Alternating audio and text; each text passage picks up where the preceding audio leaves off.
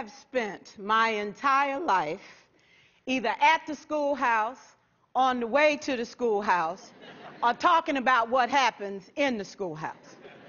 Both my parents were educators. My maternal grandparents were educators. And for the past 40 years, I've done the same thing. And so needless to say, over those years, I've had a chance to look at education reform from a lot of perspectives. Some of those reforms have been good, some of them have been not so good. And we know why kids drop out. We know why kids don't learn. It's either poverty, low attendance, negative peer influences. We know why. But one of the things that we never discuss, or we rarely discuss, is the value and importance of human connection. Relationships. James Comer says that no significant learning can occur without a significant relationship. George Washington Carver says all learning is understanding relationships. Everyone in this room has been affected by a teacher or an adult. For years, I have watched people teach.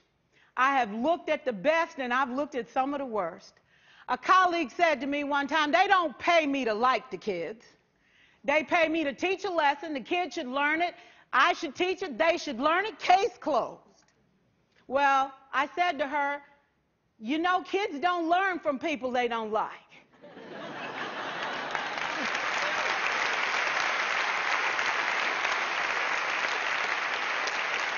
She said, that's just a bunch of hooey. And I said to her, well, your year is going to be long and arduous, dear. Needless to say, it was. Some people think that you can either have it in you to build a relationship or you don't.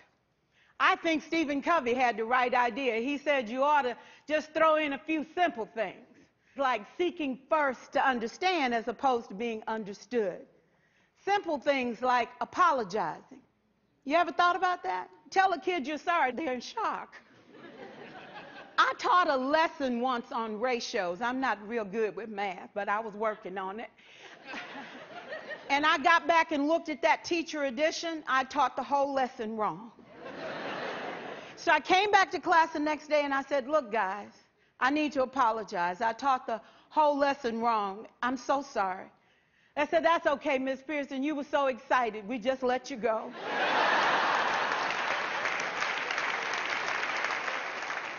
I have had classes that were so low, so academically deficient that I cried.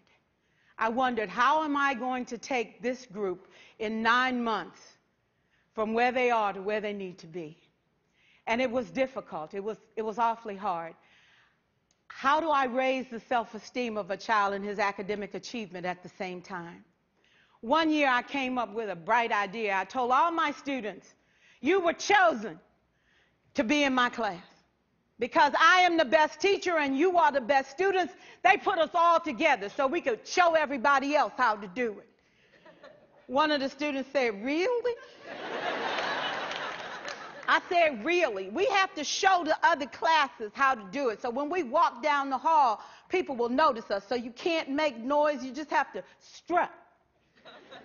And I gave him a saying to say, I am somebody. I was somebody when I came. I'll be a better somebody when I leave. I am powerful and I am strong. I deserve the education that I get here. I have things to do, people to impress, and places to go.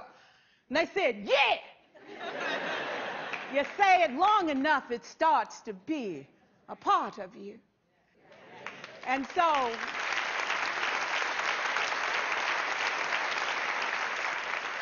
I gave a quiz, 20 questions.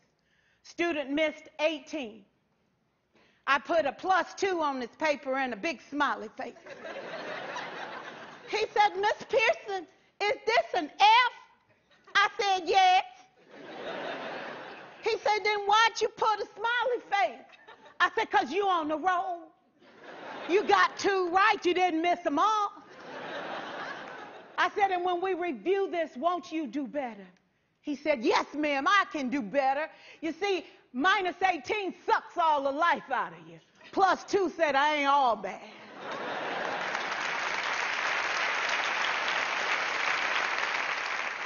4 years, I watched my mother take the time at recess to review, go on home visits in the afternoon, buy combs and brushes and peanut butter and crackers to put in her desk drawer for kids that needed to eat, and a washcloth and some soap for the kids who didn't smell so good. See, it's hard to teach kids who stink.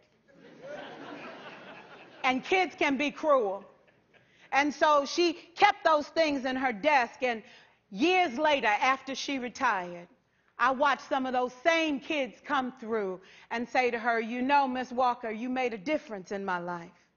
You made it work for me. You made me feel like I was somebody when I knew at the bottom I wasn't. And I want you to just see what I've become. And when my mama died 2 years ago at 92, there were so many former students at her funeral. It brought tears to my eyes, not because she was gone, but because she left a legacy of relationships that could never disappear. Can we stand to have more relationships? Absolutely. Will you like all your children? Of course not. And you know your toughest kids are never absent. Never. You won't like them all, and the tough ones show up for a reason. It's the connection. It's the relationships. And while you won't like them all, the key is they can never, ever know it. So teachers become great actors and great actresses, and we come to work when we don't feel like it, and we listen to policy that doesn't make sense, and we teach anyway. We teach anyway because that's what we do. Teaching and learning should bring joy. How powerful would our world be if we had kids who were not afraid to take risks, who were not afraid to think, and who had a champion? Every child deserves a champion, an adult who will never give up on them, who understands the power of connection and insists that they become the best that they can possibly be. Is this job tough? You betcha. Oh, God, you betcha. But it is not impossible. We can do this. We're educators. We're born to make a difference. Thank you so much.